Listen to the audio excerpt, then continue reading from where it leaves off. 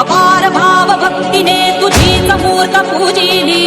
राम राम मंडळी, जय खानदेश. मी तुमचा लाडका पप्पू. तर आपला रोजचा नियम तर तुम्हाला माहीतच आहे. रोजच्या नियमानुसार आपण गेलो आपल्या दुकानाकडे. दुकान वगैरे मस्त ओपन करून घेतली, रचून घेतलं सगळं. तेवढ्यात आपले मालक आले. मालक म्हणे तू जातो सलून दुकानाकडे. मग सलून दुकानाकडे निघालो. सलून दुकान वगैरे मस्त एकदम टकाटक ओपन करून घेतली.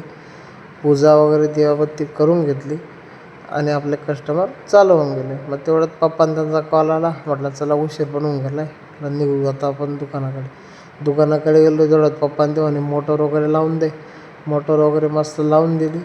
म्हणजे नळीत पाणी मारावं लागेल. म्हटलं चला मी आता जातो घराकडे गेलो. नांदमायला निवेद द्यायचा होता. मग निवेद वगैरे घेतला. मम्मी त्यांना घेतलं आणि निघालो नांदमायला निवेद देण्यासाठी.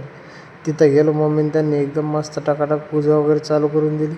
पूजा चालू राहील तेवढं तुम्ही एक काम करा, आपल्या पेजला फॉलो करून घ्या आणि जास्तीत जास्त लोकांना शेअर करून द्या.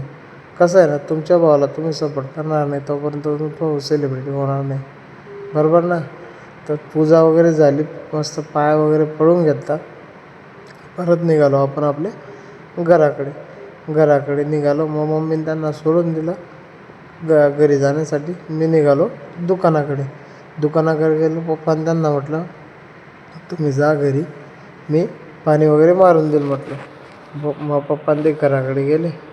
तेवढ्यात 2 पोरं पतंग घेण्यासाठी आले. कसं आहे, मकर संक्रांती चालू आहे ना.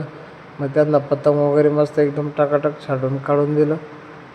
आणि तेवढ्यात दुसरीकडे बघतो तर काय आपला ड्रम डायरेक्ट रडायला लावून गेला. मग त्याला शांत केलं. तेवढ्यात आपले मयूरदादा आले. मयूरदादाने एकदम मस्त पोच देऊन दिली. मग ते 2-3 पोरं आले. मस्त त्यांनी खरेदी वगैरे केली. तेवढ्यात समोरून आपले मालक आले. मालक म्हणे तू जा घरी आता. मग निघालो घरी गेलो. मस्त टकाटक जेवण वगैरे करून घेतलं. परत निघालो दुकानाकडे गेलो. मालकांना म्हटलं तुम्ही जा घरी आता, मी माल वगैरे रचून देतो, तुम्ही आराम वगैरे करून घ्या आणि चहा वगैरे पिऊन मग या म्हटलं. मग तेवढ्याच आपले वासुदादा आले. एकदम स्टाईलमध्ये त्यांनी चावी वगैरे घेतली आणि ते निघाले दुकानाकडे. तेवढ्यात दुसरीकडून आपले मालक पण येऊन गेले.